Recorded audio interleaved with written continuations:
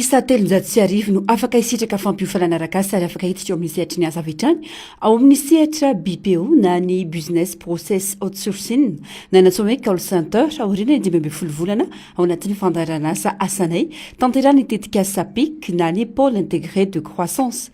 tanjona ao anatin'izany anesorana ny vesatra fa ny sehatra tsy miankina mamorona asa mamaritra ho an'ny tanora betsaka raha toy ny sehatra azo trandrana anatin'ny sehatra nomerika raha ny fanazavana raha anatin'izay ny BPO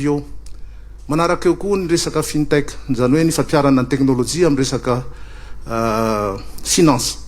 fatatsika zany amin'ny mobile money sy ny karazany zay manatsara ny inclusion financière zavatra ray lehibe zay tena mbola mila atosikana de fa misy ana mandeha fahatelo ny fanamboarana logiciel zay ananan'ny malagasy tanora maro fahaiza manao fa mila maro satria afahana manao exportation na service eto toerana ihany le olona miasa kanefa anivelany mandao ny mampiasa azy mampidibola zany faefatra ny resaka data center sy ny cloud batsy ny fanjakana malagasy vola amin'ny alalany tohana avy amin'ny banque raisam-pirenena ary tanterahany itetika asa pôle intégré de croissance na ny PIC miaraka amin'ireo ministera voakasika ity fandarana asa ity maro ireo sehatra iasan'ny banque raisam-pirenena hanampiny ireo tanora sy ahamatsianina azy ireo. La Banque mondiale avec vos équipes est en train de préparer un autre projet en plus du PIC, un projet d'envergure qui permettra à plus de 500 000 jeunes malgaches de recevoir une formation professionnelle de qualité. Nous travaillons avec le ministre en charge de la formation professionnelle, avec le secteur privé et avec d'autres partenaires. Et ces formations seront du niveau de travailleur jusqu'au niveau ingénieur dans les métiers des chaînes de valeur de l'agrobusiness, de l'agriculture, comme on vient comme PIC le fait, mais en plus, ça va de la production à la commercialisation en passant par la transformation. Dans les métiers de l'énergie, comme vous le savez, nous voulons accompagner aussi votre volonté pour électrifier tout Madagascar. Tanora avokoa no mandrafitra ny fiarahamonina malagasy ary isan'ny mandray anjara mivantana amin'ny fampandrosoana ny firenena sy ny fampiroboroboana ny toekarena raha ny voatrandraka sy manana politika mazava ny mpitondra. Roa amby fitopolo faingo ny isanjato ny tanora dia latsaky ny 30 taona avokoa. Varavarana misokatra ao an'ny tanora ho an'ny asa sy ny fahaiza-manao ny nomerika ho ny ministry ny postra. Tsy fotoana mijanona ho mpijery zao fa mitaky fandraisana andraikitra ho ny fanamafisana ady lehibe apetraka ny fahafahany rehetra mampiasa ny teknôlôjia tsy ho fananany olombitsy intsony mba tsy ho fananany olombitsy intsony ny teknôlôjia fa ho azony rehetra jifaina sy ampiasaina tokony mora tahaka ny vidy mofo dipaina eny an-tsena ny internet sy ny fitaovam-pifandraisana fifandraisana manerana ny nosy ny smartphone na solosaina azon'ny tanora sy ny fanakaviana tsirairay jifaina andriamatofoloha ny fanatrehanao eto androany dia manamarika mazava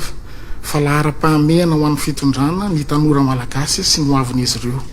rehefa manome fitaovana sy fahalalana ho an'ny tanora ny firenena iray dia tsy ny fiainan'ny tanora fotsiny no miarina fa ny firenena iray manontolo no mitsangana ka rehefa mijoro ny tanora mijoro Madagasikara ary rehefa mijoro Madagasikara tsy misy tsy ho vitana. Laharam-pamiana ary vaindohan-drara ny fitondrana fanavaozana ankehitriny fanomezan-danja ny tanora indrindra eo amin'ny sehatry ny asa tsy mijano ho kabary fotsiny fa misy fanatanterahana tsy tokony hisalasala ireo orinasa handray tanora voahofana ho ny filohan'ny fanavaozana ny repoblika satria efa malalaka ny sehatry ny fandrarana tsy misy intsony ny mpandrara manjaka tokana mampirisika ny rehetra ihany koa ny tenany nampanjaka ny famarinana ao anatin'ny tetikasa ho lavitry ny kolokolo sy ny gatranadrano. Tsy tokony hisalasala ireo orinasa handrayan'ireo tanora rehefa tsara ofana izy ireo efa misokatra tsikelikely raha teo ny sehatra fandraharahana eto Madagasikara tsy misy tsony ny mpandraharaha manjaka tokana mifehy ny seha-piarina rehetra fa efa miamadio ny kianja ivoaran'ny sehatra tsy miankina efa miezaka zahay manala an'ireny sakana isaky ny sehatra eto Madagasikara ka tsy velarany fifaninanana masina amin'ny resaka fandraharahana eto Madagasikara fa izany sakana zany dia mbola be da be no misy fa ho hitanareo tsikelikely eo a ny fanesorana azy miverina mitodika aminareo tanora any tenako tsy misy tsy nilaza hoe ny tanora ho avy ny firenena ary mariny zany saingy tsy tokony hijanonao kabary fotsiny fa arahina asa ka izao tetika asa fanofanana ny tanora izao dia anisan'ny dingana lehibe tanterahintsika anomanana ho avy tsaratsara kokoa ho anareo ny fikirakirana ny teknôlôjia informatika raha teo dia anisan'ny sehatra iray manavanana anareo ka iveriko fa maro no holiana sy hisoratra anarana amin'ity fiofanana ty ny tanora malagasy tokoa mantsy dia tsy manipuleny robot tahaka ny filazan'ny sasany fa mahafehy tsara